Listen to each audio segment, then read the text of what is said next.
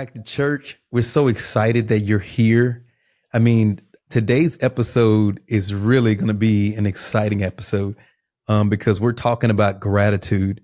And I don't know about you, but just thinking about gratitude and how it relates to my life, man, gets me excited. So I'm glad you're here today. I know Jason's pumped up. He's got some things he wants to share with us. And I got some things we want to share. So we're going to kick this thing off. Jason, how you feeling today, man? I feel good. It's still a little weird for me to start an episode without the letter F. Like there's still a small moment, but I think we're working our way through it. A little bit, huh? We went to some sessions, some group sessions for people that are in love with the letter F, and we're working our way out of it. No, I'm excited. I think it's cool to it feels like we're branching out. Like all the F's were great, but it feels like we're cracking things open and kind of working through some more, what would you call it? Like abstract ideas. Yeah. So I'm thankful for that. I like the kind of brain games, like we have to stretch ourselves. We have to dig in and figure out what's a new angle on these things we want to talk about. Because some of the things we talk about, like gratitude, I think people have an expectation of what they're going to hear about.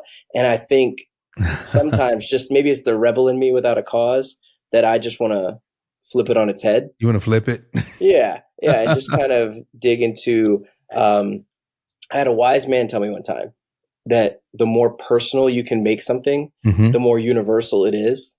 So I really tried to look at gratitude from a very personal angle and then see maybe if while we're talking about it, there's some universal things we could take out of it. And so I'll be curious. I have this list. And by the way, guys, just like usual, Warren and I have not talked about my particular list yet of kind of facets of gratitude or whether it's a situation, activity, or something that kind of initiates a feeling of gratitude in me. If that's an accurate way to put that, initiates. Whatever it is, right? Whenever the gratitude strikes, if you will, I kind of wrote down what the situation or theme might be for those things. And so I thought that would be an interesting way to dive in, is like, I could say one and Ward could be like, that means nothing to me. That does nothing. I never feel gratitude in those moments. So, but we'll find out. I think that's the really cool part about this. I don't like something to be too scripted, and Warren and I don't write scripts. We just come up with a topic idea and we trust that God is going to give us the words to say, and we'll come up with the words to say, and then God will bless it, whatever order that works in. I'm just thankful, man. I think gratitude is so cool. Come on. So good. I don't know if you've thought about it. I'm going to put you on the spot. Like, what are you grateful for? When you think of gratitude, what does that mean? Ooh. Like, what does that what does that initiate in your brain? Ooh. So when I think about gratitude, it's so connected to my physical being, right? It's so because I just envision that when I get to heaven, it's just going to be so good, right? That's my final destination. And so when I think about gratitude, it's so connected to my physical being. And so personally for me, and this may sound a little, I don't know if it's nerdy or just a little slow, but a little special, right? When I think about gratitude, I think about inhaling and exhaling. And for me,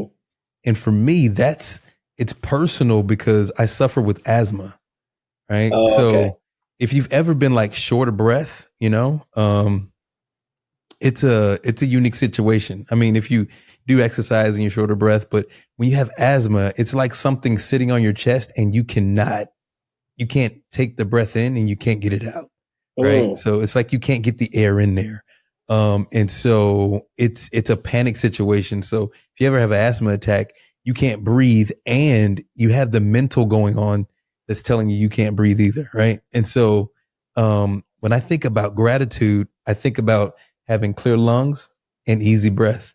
And I'm thankful for that because every day without asthma problems is a great day. And it's for me, it's like, I don't have like chronic problems. It's been a good long time since I've had a serious asthma episode, but trust me, those episodes need to stay far away from me. So I thank God for breath, and it relates to life, right? He gives us the breath, right? Yeah. It's his breath in my lungs. And so when I hear that particular like worship song, that's my stuff right there. And it just makes me glad to be alive. Glad to be living this human experience, right? So I know that's a little like, ooh, that's different, but that's me. No, Gratitude. I thought that was great. I mean, we're talking about getting back to the basics of gratitude and really appreciating things. I think Yeah. breathing, I think oxygen, Come on. right, is a underrated thing to be grateful for. Yeah. So I heard, and I don't mean to do this. This is like totally unintended consequence, but one of the best metaphors I ever heard for understanding the value of Bitcoin, I know I'm bringing it up again, was about oxygen, right? Mm, And okay. so when you think about, there's an argument sometimes where people say, well, Bitcoin has no value because it isn't anything, Mm, right? And so the example I heard was, well, that's true, but things that you can touch and are tangible have value, but things that you can't touch have value too. mm, Because if you're a billionaire, you can't afford the Mona Lisa, right? There's one, and the scarcity there, even if you're a billionaire, they mm-hmm. probably will not sell you the Mona Lisa. It just doesn't move, right? It's like owned by the museums or whichever family, and they just don't sell it because it's invaluable. There is no value you can put on the one piece of artwork. Yeah. So, at the same token, right? So you're a billionaire, you can't buy the Mona Lisa. At the same time, if you're in a room and someone takes all the oxygen out, Mm, you would also be scrambling to, if you could, buy as much oxygen as you could. yeah. In theory, oxygen is free, right? But in the moment where you don't have any, that's all that you're looking for. Whoa. And so the whole Okay. point was, when you value things in the US dollar Come on. and you have a lot of US dollars, there are still things that some people would say are free or don't have any value, that when you need it and don't have it, you will realize the value of it Mm, and you will be grateful for it. okay. So that was the example. Like, I thought about oxygen right there, is like, when you have it, you take it for granted. But man, if you Mm, don't have it, like what you're talking about, sometimes that drives the real gratitude yeah. for when you have something. And I Ooh. think that's a metaphor for us. It's when you don't have something, it's kind of easy, or can be easier, to be grateful for it when you get it. But we have to be Mm, careful, if there's something that we have in abundance, not to mm, take it for granted, because it can mm. go. So Ooh. I felt Wow. that when you were talking about breath, I felt it. Like, that's a legitimate something to be grateful for. Your physical health, right? I mean, if you think in Yeah. a broader text, there's a lot of people that understand being grateful for health because Mm-hmm. either they're declining in health, sadly, or they've struggled with health. And it's not until you twist an ankle that you realize how grateful you are for a healthy ankle, right? It's not until you have a broken arm and you have to do special things and hold it certain ways that you realize, man, Yeah. life is easier and I'm grateful Yeah. for when my arms are healthy, you know? Yeah. So that's what I thought of immediately, is basically put that category Wow. like health, thankful for health. Um, and when you don't have it, and health in theory is free. Like, when you're healthy, you think of it as free, right? Um, Even if your body is in declining health, when you're not in pain, like if you're pain free, even if you're not fully Mm-hmm. healthy, you're still grateful for that, Mm, right? Because of the moments where you're in pain. wow. So it's challenge a you. I interesting challenge you thing. in that moment, right? Like, um, and this is kind of tied to like redirect. Hmm. Because when I talk to people, right, there are certain people who will never know the measure of health that you have. So Mm, when you are completely whole, right, and I will say that you don't have any chronic illnesses, yeah. chronic illnesses or any cold or anything, and you can go and get a clean bill of health from the doctor. Like, you have a measure of health that not everybody will ever enjoy. There are people who are born into this world with chronic health problems that will never leave. Um, Mm, I've had yeah. a doctor tell me like, "Hey, you're gonna have high blood pressure for the rest of your life." I'm like, "No, thank you." God's a healer, right? That's right. And then the doctor says, "Hey, you're always going to have asthma, right? It's just something it's in your body. You're not going to get rid of it." And I'm like, God's a healer, but while I'm waiting for that ultimate healing, which I may live the rest of my life with this thing, right? I understand like that health is something I can be grateful for because when you deal with something that will never go away, like if there's some injuries and you play basketball, I don't know if you had any major injuries, broke anything, that stuff heals, but Yeah. it never goes back to like the way it was before. Hmm. And maybe sometimes it's in our mind. And so the measure of health that we have and we enjoy, that's something to be amazingly grateful for because I'm not too far from St. Jude's Hospital and it's full of kids who have lived very little life and they will never know the amount of health that I enjoy today, even with chronic illnesses, right? And so I'm just grateful that we have the ability to recognize how valuable and how good God is to allow us to experience that level of health because being Yeah. sick is no fun. I don't think Yeah. anybody enjoys being sick. It's When tough. you're speaking as an expert on that, coming fresh off of it. Like you're telling me just a second ago, you got your voice back in what, like the last 24 hours? Yeah, Like yeah. the Last last, 24 you hours. know, it's like, It's not as uh, smooth as it usually is. no, I feel it sounds great. Get out of here. If you anybody who's Appreciate just cut off the pod, because of that, you. nah, that we don't need that. Yeah. We want those. We don't need those fair weather friends that need our voices to sound perfect all the time. You know who you are. No, I'm just kidding. I don't know. Yeah, I think that's amazing. Yeah. Health is like your first thing. So for me, ready? Now this is where it gets um, a little kind of heady, maybe a little theoretical. The first thing I thought of when I thought of gratitude, and I think this is wild. I am very surprised by this. I thought of scale. Scale, ready, makes me feel grateful. So, uh, the immediate picture I had in my head of gratitude, um, whether this is good, bad, or indifferent, I don't know. Maybe this just shows how selfish I am as a Hmm. human. I thought of looking up in the sky. And Mm. so, one of my favorite things to do Okay. in the evening is look at stars. And not like a telescope, but just like look up and kind Okay. of take in a moment. It was one of those things I tried to do as often as I think of it, like just take a second and look up and realize how finite I am and how um, minuscule I am in size, and I'm still important to God. In It's fact, good. I'm one of the most important things to God. Mm. Um, there's billions and billions and maybe trillions of stars, and I'm not an Yeah. astronomer, so I don't know the exact number. But I'm in one of the most 8 billion important positions in God's life. Mm. Me and everyone else on Earth, 8 billion compared to how many stars there are, and just how many grains of sand there are, and how many mountain ranges, and how many I don't know, other organisms. And we get to be in this class of people that are set apart and created special and different. And scale reminds me of that. Like when you're in the ocean and you look around you, and typically when you're in the ocean, you're only seeing a small segment of Hmm. the ocean, and it's still breathtaking. Yeah. Like, look at the scale of this, and then I'm still important. But I also get to be a part of this big thing. Mm. And I'm grateful for that too. Like, Yeah.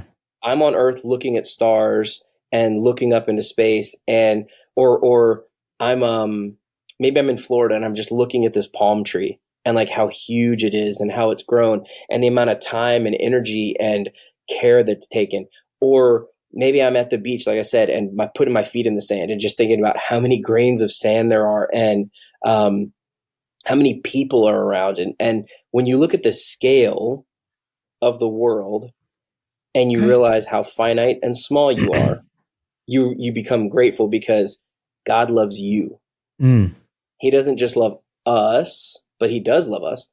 He doesn't just love us. He loves you specifically, Mm. Personal. right? And so the scale of the universe or our earth or um my friend group, Yeah. anything that you can compare yourself, the fraction that you are in that thing, and God still says you're one of one to me. Ooh. Scale Wow. that's what I mean by scale. That's the It's scale good. of gratitude for me. So when I realize my scale in the grand scheme of things, we have a lot to be grateful for. It's good. That we're so highly favored and taken care of. So It's good. I don't know if that's true for you. I don't know if that's true for you guys listening, but scale was the So first good, thing I thought man. it was like my scale or the scale of everything. It's so good, man. That's Thanks. awesome.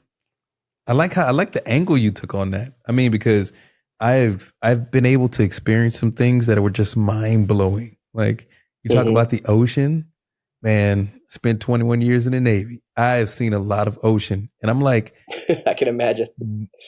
like we've been we've been traveling for days and weeks, and there's just water. We're still in water. Yeah. Yeah. Like it's amazing. Just the earth that God has created, the scale of, and then you think about, I mean, you're in the stars. I'm not. Too much for me. Like, come Oh on. yeah. Like, I mean, I like stars, but man, it's a lot, right? You think about the universes and all this stuff you can see, and you're like, wow, how great is God? Like, He put those things there. Yeah. That's amazing. That's Here's the crazy, like I love this statistic about scale. So the sun is so far away, right? I think it's millions of miles. I hope nobody quotes me on this, but I should have done a little research on my astronomy before we got in here. But the sun is like so many, millions of miles or Mhm. hundreds of millions or whatever. It's really far away. If it went out, we wouldn't know for 8 Earth minutes, right? So the sun could be gone, Oosh. but we wouldn't even Yeah. know for 8 minutes. That's how long it takes the light to get here, Mm. right? And what I think is fascinating about that is there's research done where if we were like 100 miles closer, think about millions of miles or something between us and the sun. Hmm. If there was somewhere I saw that if you were 100 miles closer, we would burn up. It'd be too hot. And if we were 100 miles further from the sun, we would freeze. Wow. Like think of the design of that. This giant ball of fiery gas. It's like dancing on the edge of a razor blade. Yeah. It's like so purposeful and delicate, and yet we all live and take it for granted. Like I'm grateful for that, just the design of Yeah. the intricacy of the scale of the universe. I see Like it's you. crazy. I So see you. yeah, I yeah, see you, head of the graphic design department, right, right. bringing No that big deal. design in there. I Yeah, love the design, the way God yeah, has designed stuff, right? yeah. And He allows Exactly. us to experience it. I mean, like to Yeah, me, I don't think there's nothing more fascinating than the human body itself. Like I'm an anatomy type of person, right? hmm, So the way that God put us together, like I mean, you yeah, can turn this thing upside down, it still works. Um, yeah, yeah. you know, Exactly. it just the way the amount of blood we carry in our bodies, the way our heart operates with all of our organs and how the blood flows through our body. Just the amazing how we were put together, not an accident, on purpose. Yeah, And you can't recreate it. Only God brings life. I mean, we partner with God to bring life, but he set it in motion. I mean, yeah, he spoke it into existence. So that just that meant the amount of just detail that yeah. goes into just your life, Yep. just you, and the Well, amount of and the speciality, right? yeah, So I don't know if you know this, but um, there's one thing that all humans have, right? So we're not all born with 10 fingers and 10 toes, right? We're not all born with hair. So you're like, well, what is it that every human? We all have blood. yep, We cannot operate without blood, right? So in theory, the most abundant piece of genetic material that scientists have had to study is blood, and they have yep, infinite amounts of it. You can get it from any one human, right? And yet we still cannot perfectly recreate Can't blood. do it. It's the most common human thing. That's how beautiful the design that God put together is with all of our advanced technology, we still can't achieve a perfect replica of blood. And I think that's amazing. Like, that fascinates me, that's how intricate and special, and yet I guess widely spread God's design can be. Like, we can't recreate it, but he can recreate it every single time a new human's made. Yeah. Right? Like, there is no limit to what God can do, and I'm grateful for that. Like, there's just a lot of, I'm going to be saying that a lot, this gratitude episode. Like, I remain grateful for the mysteries of God's design too. I think that's maybe where you're headed a little bit. Absolutely. So you were talking about health and anatomy, right? And I was talking about scale. And so my second one, now this, some people that know me well may find this fascinating, that I actually find gratitude in these moments. I thought of silence, right? Okay. And so the obvious joke to be made is that I have 8 kids, so moments of silence are like beautiful and rare, and that's why I'm so grateful for them. But that's not really where I was getting at, even though I just wanted to acknowledge the obvious joke that you and I can both make as we have a bunch of kids running around the house and think, absolutely. like silence is like a rare commodity, oh, right? Good. Grateful. So grateful. Yeah. But silence, what I mean is I thought of scale, like looking at the stars. And then I also thought of other things I look at, like when my son, Aiden specifically, the other night was sleeping on me, right? And he's just totally comfortable, fully trusting me. And I don't have to say anything. He doesn't have to say anything. And I'm talking about even when he's awake, and we're just kind of snuggling and like watching the movie, or really it's Mickey Mouse Clubhouse, if we're being real. That's what's on tap most of the times on our TV when we're trying to get Aiden to calm down. When he's just resting with me, I don't have to say I love you. He doesn't have to say I love you, but that's what's being transmitted. Yeah. Right? So in the silence, right?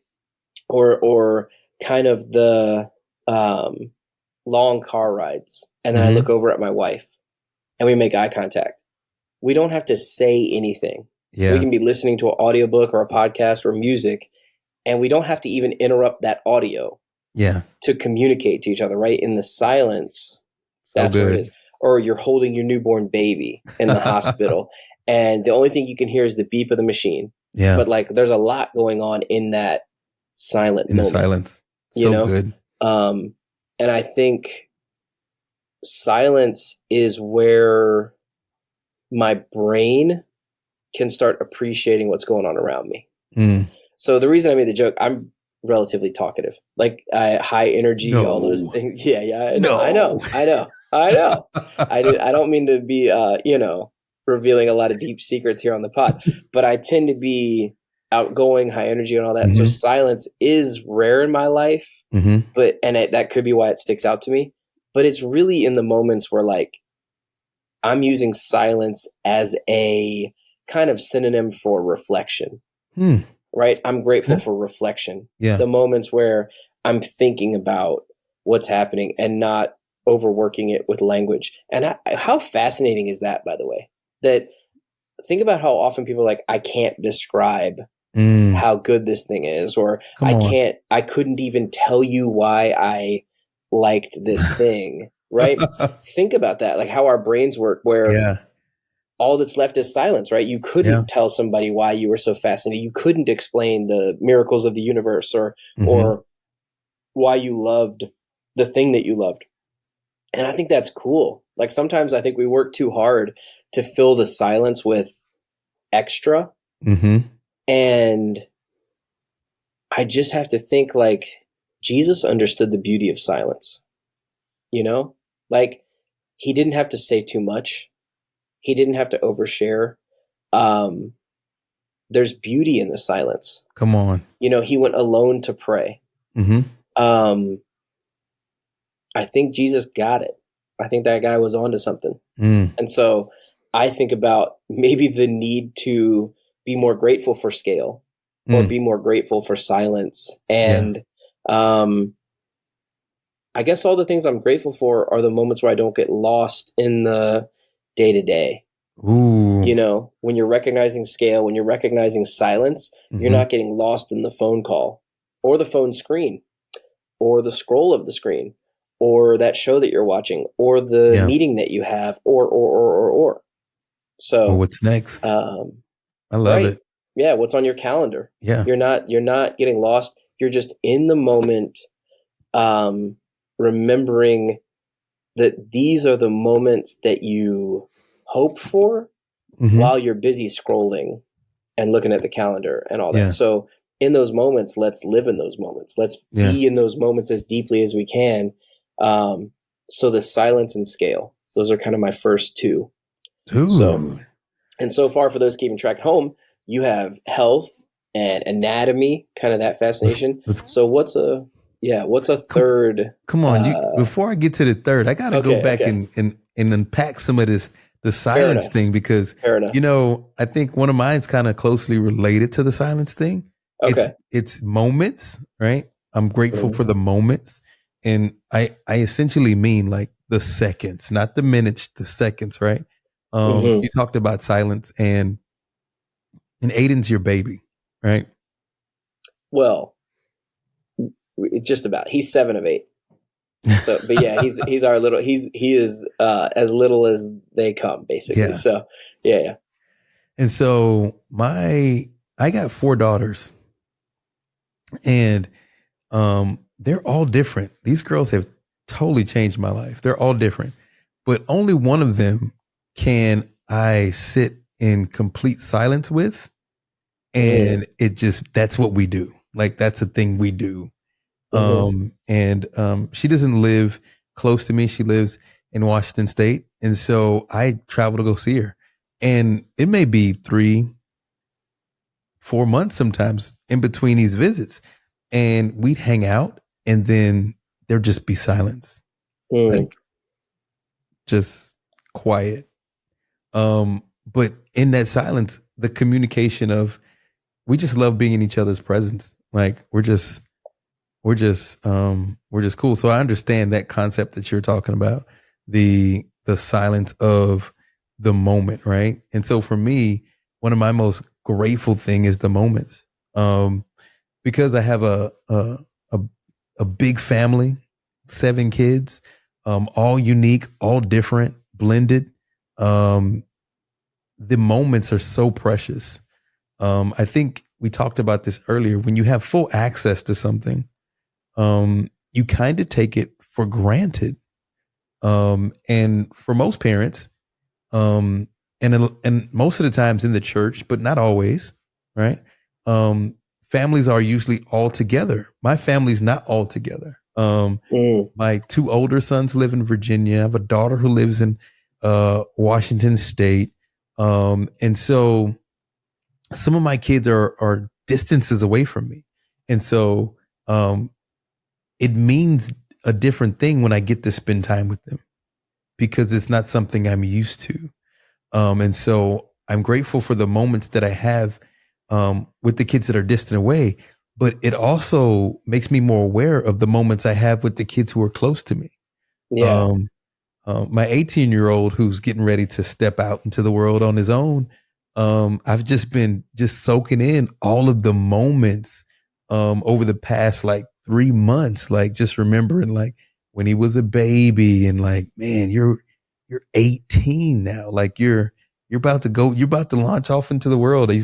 He's in between going into the military. Let's go Navy, because we're Navy family, and then and then going to college, but either way he's leaving, right? And so it makes me more aware of just the moments we have together. And I'm so grateful that number one, I get to share them with him.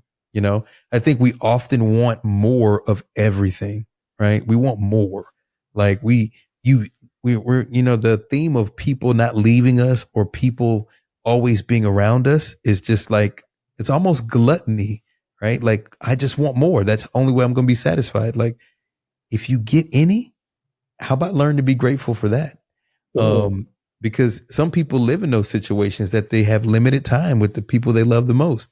And so for me, that's one Yeah. thing I'm super grateful for, is just the moments that we get to share with friends, loved ones, for me, children, because we don't know how many more moments we get. And it boils down to that. We think we live our life in days or months, but we actually live them in moments, right? And so um, I'm grateful for the moments, right? And I try to take advantage and be present in those moments. One of my newfound enemies, I love technology, is my cell phone, because I've taken stock in it that I give my cell phone a lot of moments that Mm. I could never give back, right? I can never get these back. I can't get any more time. And I spend, it gives you a report. I think a lot of people turn the report off Oh yeah, the how many because they don't hours want to you looked see at it. it this week or whatever. Yeah, Yeah, they yeah. don't want to see it. Like, today, you on your phone 16 hours. Like, it's only 24 hours in a day. Ooh, that's bad. And I Right. slept 7 of them. Yeah, yeah, yeah. Yeah. And so um I just think that, being more aware of what we're doing with these moments just helps us be more grateful for the life that God has given us. And I boil that down to my time with God as well.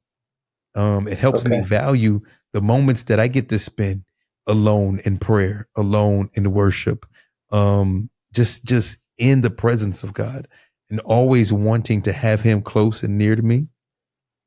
Right? But there's things I have to go do in a day, and so in my spirit, I'm like, God, I take a second, and I know the moment is worth it to Yeah. stop and be grateful for everything He's doing, everything He has done, and everything He will do in my life. And so for me, big one, the moments. Yeah. It's funny. I thought about the through line between silence and moments. Yeah, The word that kept repeating in my head was love, let's go. right? So you're able to sit quietly with your daughter because there's love in between you, if you will. So you don't have to fill that Yeah, space with talking or extra or striving, yeah, if you will, right? Like, the relationship that you have, you both understand it. And so you don't have to fill it with extra yeah. because you're content in what's happening right then. Hmm. And I think that's the kind of the through line for silence with me too, right? Is the um, moments where I can sit silently is the moments where I'm physically, mentally, and spiritually most content.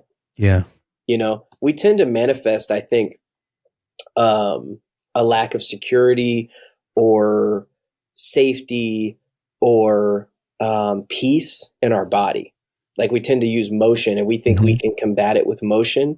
And I want to remember that more often I want to use silence and prayer to combat those things. yeah, Because that's where real peace is, right? It's counterintuitive because of our physical body's reaction.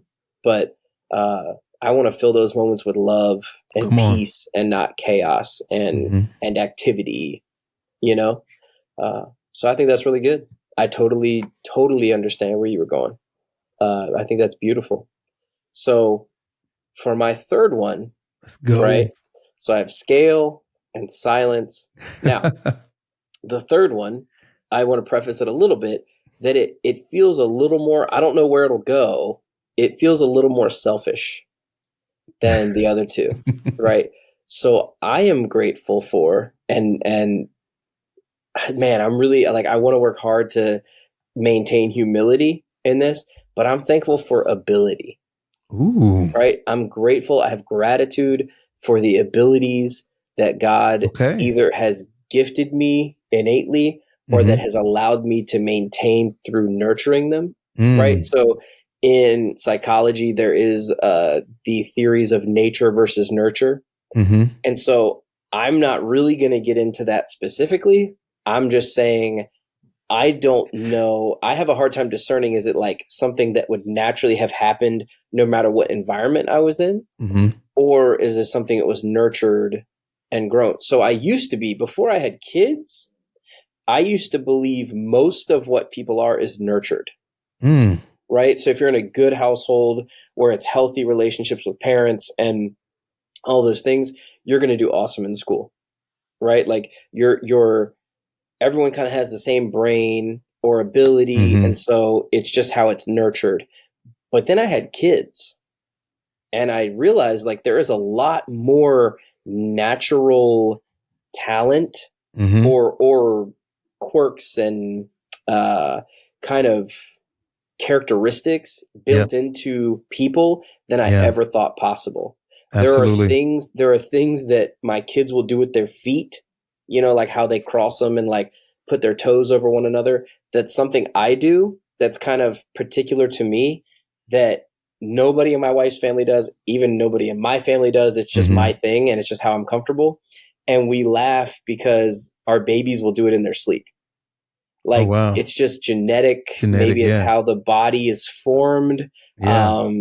But it's really interesting to see how much is nature Mm. and you could never have nurtured it, Mm. right? Like it's not like they looked at you and picked it up. Yeah. They started doing it so a couple of my kids stick out their tongue while they're working hard on something from the age of like a year and a half or two. Mm.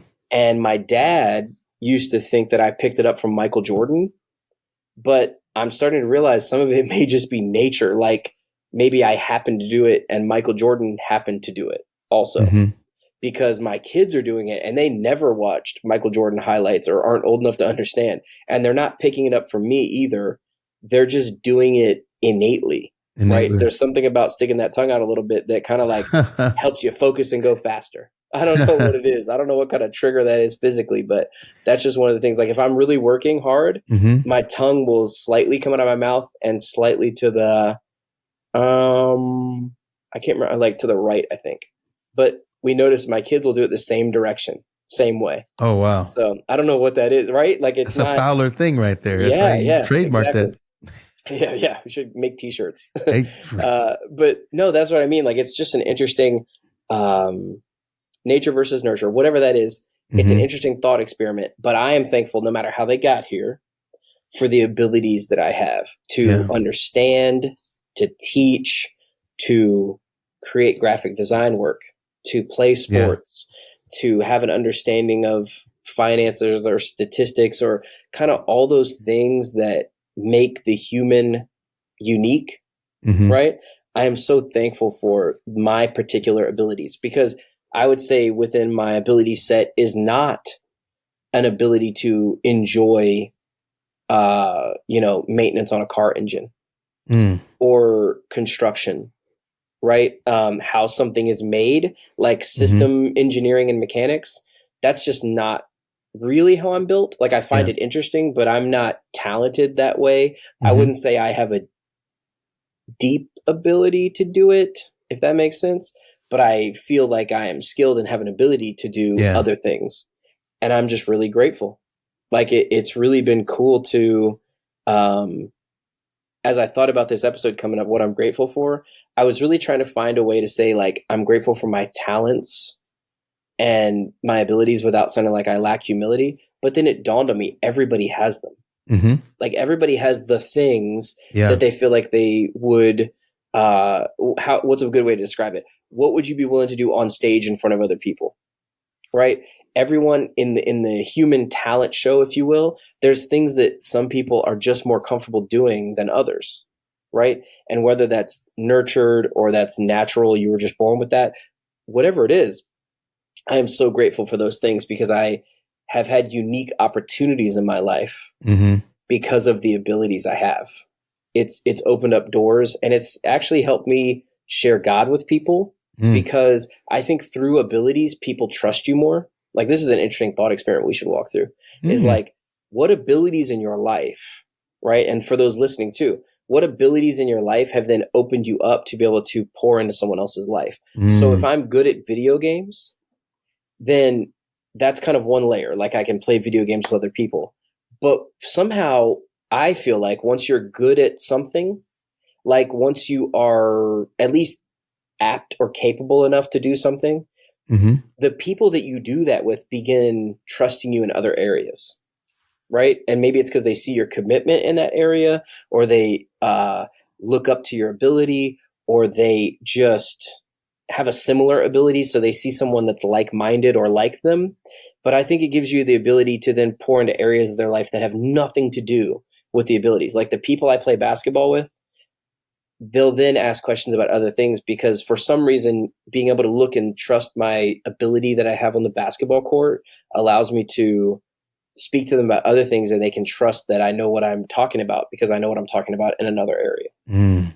So maybe this is, by the way, this is a thought experiment live on the pod for me as we're talking. So help me, correct me if I'm wrong, but I feel like if you're really, let's say you're really good at drawing, somebody can watch you draw a few things and just, by the way, I love doing that. Watching people draw that are talented. I think that's awesome. Especially those upside down, like. Oh yeah. Like they'll paint upside down and then flip. I mean, whatever it is, any artistic ability, it's somebody's view on something, and kind of their translation of it. Like there was this guy, Dave White, who used to draw famous sneakers that would come out, and he used to do like abstract painting but he would do it fast speed, like with paintbrushes and spray paint cans at the same time, and be using paint and spray. Wow. But then when he's done, you're like, wow, that does actually look like the shoe from far back. That looks like what he was going for. And it just looks like he's going crazy. It looks like chaos.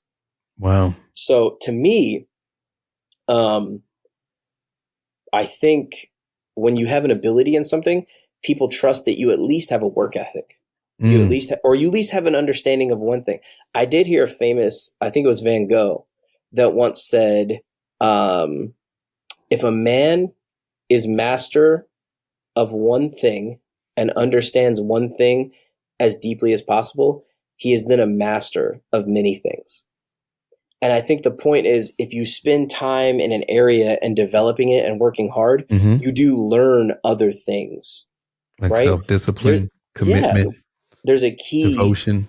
Yeah, there's a key to learning how to learn. Yeah. And so if you know how to learn one thing, you probably can develop the skills to learn something else. Yeah. So anyway, ability is my third one. That was like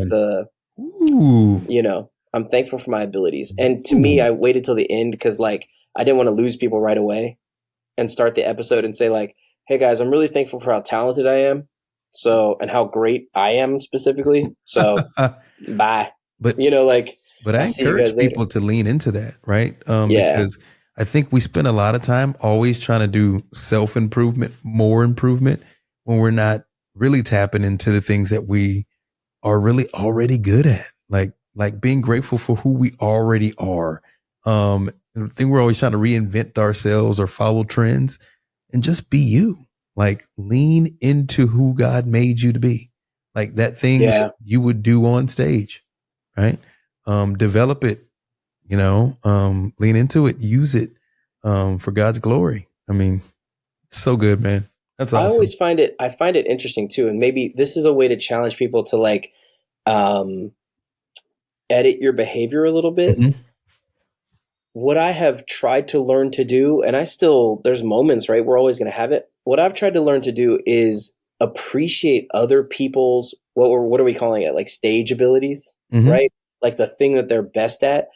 It's a really interesting human nature thing that we can feel jealous of somebody's talent if there's more social acceptance.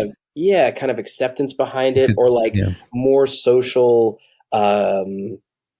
fame that comes with it. Notoriety. Like, man, that guy's great at singing, right?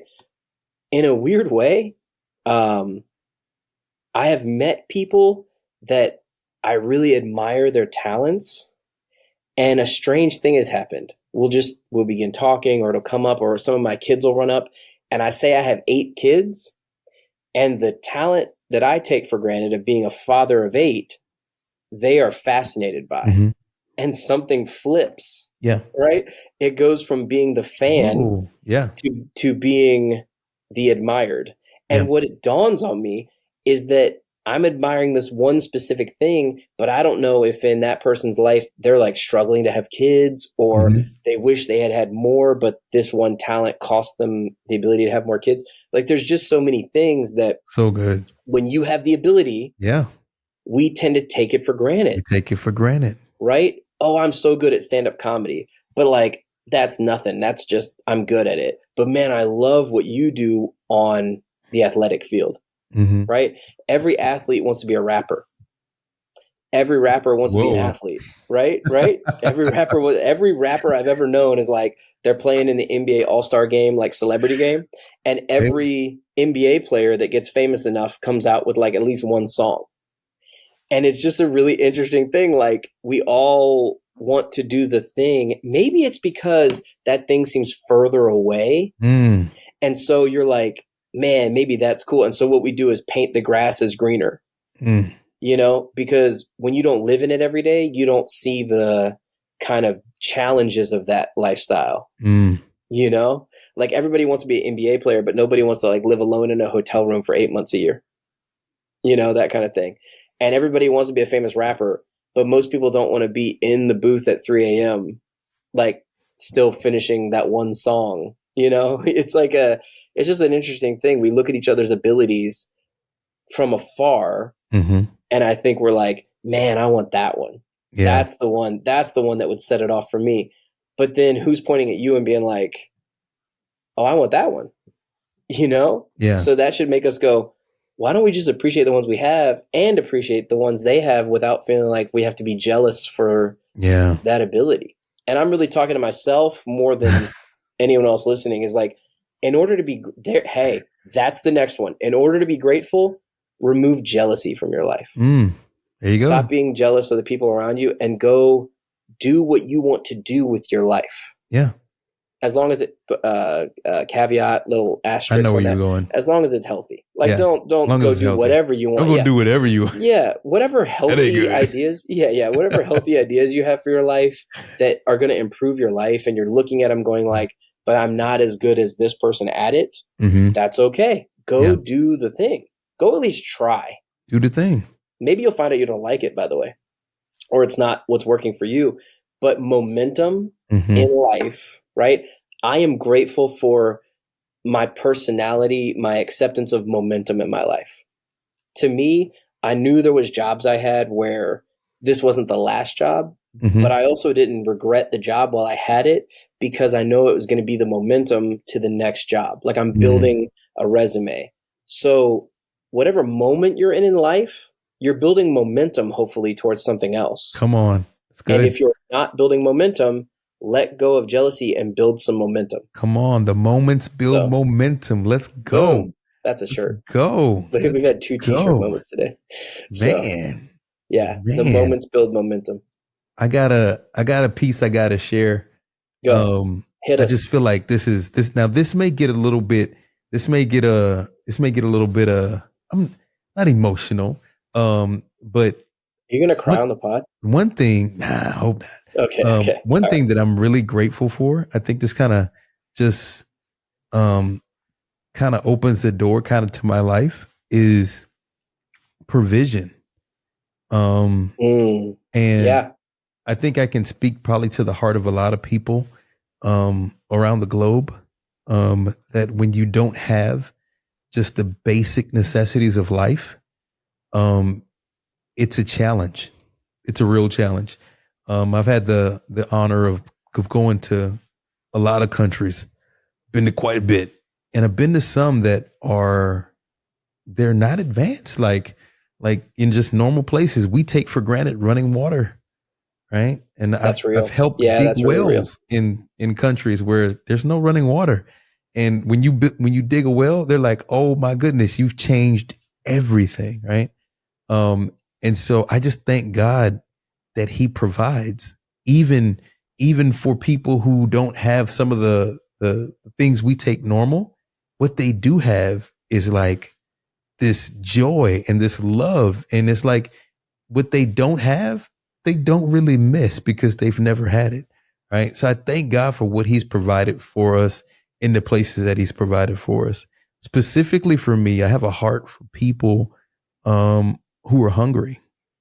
I don't know if I've said this before on the pod, but to me, one of the worst feelings in the world is to be hungry and not have anything to eat. And I'm not talking about, oh, I don't want to eat that, I'm hungry. I'm talking about like you don't have food.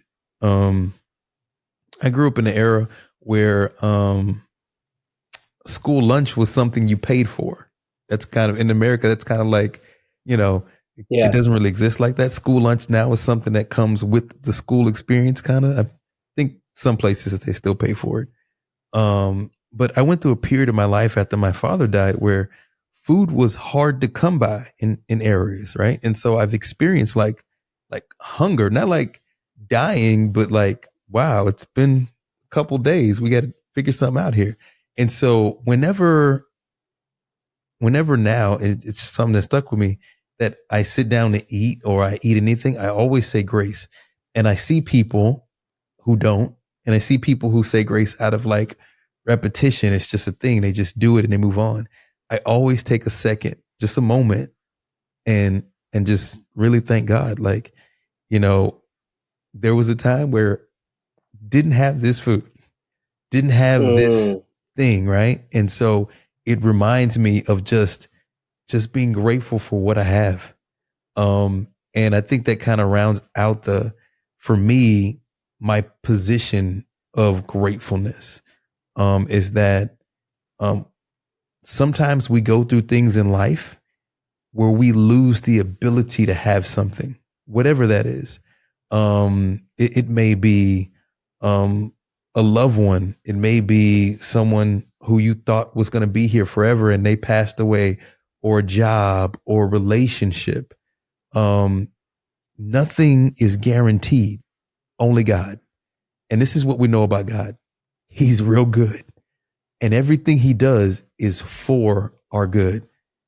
And although Mm. we may not have everything we want, and sometimes we don't have what we need, what we assume, um, God's using those moments, right, to help us grow, right, to help our gratitude, to help our faith, to help us be better.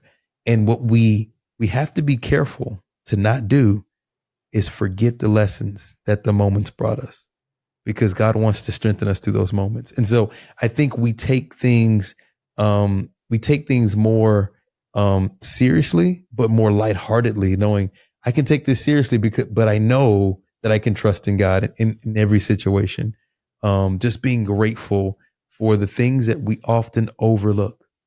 And so if I can speak to anybody today, if I can say anything to your heart, I would say, look around your life and just take inventory of the things that you think are always going to be there, the people that are always going to be there, the job, the prosperity that you think is always going to be there, and just be grateful for it. Yeah. Whatever's missing, whatever you don't have, don't worry about it. Be grateful for what you do have, because it's not promised. It's only borrowed, and it all comes from God. So take this moment in your life to take inventory of that and be grateful. I just had to, throw No, that it's in good. there. I actually want to flip what you said too. We should also be grateful for the things in our lives that seem permanent, that are negative. Come on. And what we should be grateful for is the ability that God gives us to work our way out of it. Let's go, Jason. Right? So you were talking about, let's be grateful for work. Let's be Yeah. grateful for family. Let's be grateful for friends, because they're not going to be permanent. Let me tell you, there's things that feel permanent in your life that are negative, Come on. and we should be grateful for God's opportunities and abilities to work out of those things. Yeah. So whatever you're stuck in, Come on. you don't have to stay. And whatever I'm stuck in, I'm grateful I don't have to stay that way. Yeah. So whatever challenges I have faced in my life, I'm grateful that I never lost sight of the fact that even when I'm not choosing to work out of them, even when I know they're kind of like scratching and dinging up the holes of my life, the ship that my life is headed on. I know that I have the ability to work through those things. Yeah. So I'm grateful for another chance. Come on. That's my last thing. God keeps giving us another chance. Every day is another chance to say, Jesus, come into my life. Yeah. And fill that God-shaped hole and help me work my way out of these things. No matter how far down, whatever rabbit hole you're down, you can get back to the surface. Yeah. And God's going to help you work through that. And so be grateful for the things that are good in your life that may be impermanent, and let's be grateful for the things we can work our way out of that feel permanent, that we Man. don't want. So Yeah, that's good. I think gratitude, Ooh, right, encompasses everything once you realize the sacrifice that Jesus made for your life. come on. So you can't be more grateful than someone who's perfect, the greatest person that ever lived, dying again, not for us, but for me. Yeah. Right. And so I'm only grateful for every moment that I've lived my life after realizing how important that sacrifice is. Ooh. And I think whether it's because you're young or immature, because I've realized something as I've gotten older, there's Yeah. immaturity there sometimes, and it's not about youth. It's about choices, right? So no matter what's going on in your life, bringing gratitude to the center of your life, Yeah. and realizing that the joy in your life doesn't come from all these things that you're grasping at. Yeah. It comes from one thing, and it would be living for Jesus. Because once you start living for Jesus, the other things seem to just fall into place. Yeah, they do. Because like Warren mentioned earlier, they're not as important, right? The things that you don't have don't hurt your heart because you're not worried about them anymore. You have the one thing Yeah. that you know you need. And so if you're not sure and you're listening to the podcast right now and you've made it to the end, let me tell you something. Get sure. Get positive. Like, you want an attitude of gratitude? If you put Jesus at the middle of your life, it will work. It will get you there. Come on. And so that's it. That's the best advice I can give on gratitude, because I could give all this kind of human-based advice about like, well, make sure you take deep breaths and make sure you listen to the right music and make sure you stay calm and never fight with people and never do the wrong things and all these things that take away our joy and our gratitude. Yeah. But the truth is, you have to have a source for it. It has to come from somewhere. It has to come from somewhere. Yeah, you have to be able to appreciate it. And so until you realize the real source that is permanent and always flowing into your life, then all these things that let you down and eventually steal the gratitude, you'll wonder what happened. And you'll be confused and it feels lonely and it's a challenge. But I promise you, if Jesus is the source of gratitude in your life, then you can always point back to what he did, and everything else we do in comparison feels small scale. Come on. Right? Everything else we do is noise, and we can focus on the silence. And everything else we do that relates to our abilities, we can bring back and just thank God for those abilities. It's not about us. It's about him. It's so good. You know, we've flipped what we've been talking about a couple times today. And I think this is maybe the last flip today. Okay. But I want to encourage people. This is how you want to know and test your gratitude. Just look at your attitude. It's impossible to be upset or angry, right? When your gratitude is in a healthy state, because it changes your perspective on things. Yeah. I love that attitude of gratitude, but I think the gratitude controls the attitude. Right? Or it should, right? It should. It absolutely should. Yeah. You know, it's going to be that thing that connects you, right? Because I don't really think you can have a bad attitude and really have gratitude. Not the real thing. You can have counterfeit gratitude, but you can't have the real thing. You can't have that gratitude that comes from putting God first, right? In any situation. My car broke down. Your attitude would be like, man, this is terrible. It is, but at least you have a car to break. Yeah. Some people don't have that. Yeah. You know, at least you have the money to fix the car. I know you had it planned for something else, right? And we talked about the trials that we don't have to stay in, right? We walk through the valleys of shadow of death. We don't live there. We walk through, right? And so if we keep that forefront of our life, man, so good to know God is in complete control, man. So good. It's awesome. I love it. We don't have to fear any evil, man. Come on. Like we don't have to let ingratitude or sadness or whatever take over, because when we know our source of gratitude, it is everything. So, Man, Warren, I appreciate this episode. I'm grateful for you, by the way. I know, like, Dude. at some point the fans have got to be getting a little, like, man, these dudes, it's just a love fest. It's so weird, but I really am truly grateful for you and everything that we get to do together, and then that we spend our time and our energy and our resources doing this podcast, and just giving hopefully other people value, and just being able to do it with you, not just like by myself, and not with anyone else. Like, you are the perfect partner for this, and I'm grateful for it. And I just wanted you to know I know it. I want to say it live on the pod. Put you on the spot. Man. You're Thanks, the man. The journey that God has us on, man. Yeah. Nobody could have wrote a better book or script, man. This is God putting this together. And I'm so grateful that he allowed us, number one, to be friends, because our friendship is, and then number one, to put the inspiration and to be able to share conversations like this, and hopefully help people like connect to the God we love, the God who loves them that they may not know, and strengthen those who are in God. We get to do this. So, man, I'm grateful for you, man. I'm thankful for you, and for everyone listening, man. We are grateful, overjoyed, and so honored that you were here. Thank you. Yeah, thank you. All right, man. I'm gonna pray us out. God, I just thank you so much for the ability and the silence and the scale to be grateful. I'm so thankful for every breath that we take, every moment that you let us enjoy and be grateful for. I'm so thankful for every single time we get to turn these cameras on and we get to have the mics going and we get to just share you with people. I pray that every word that we said would hit people exactly where it needs to hit them in the best possible way.